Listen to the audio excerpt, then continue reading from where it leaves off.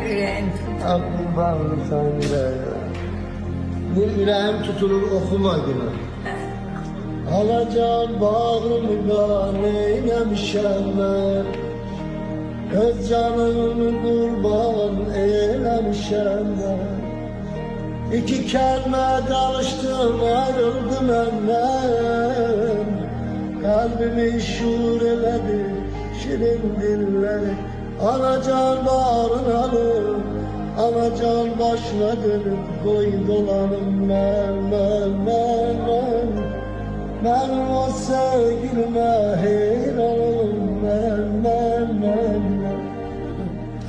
Anacan eşkotla yanmamışam ben.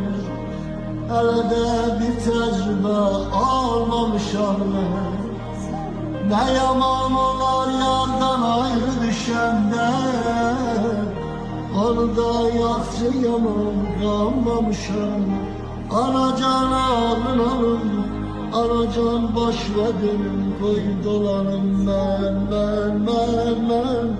Benim o sevgilime heyranım ben.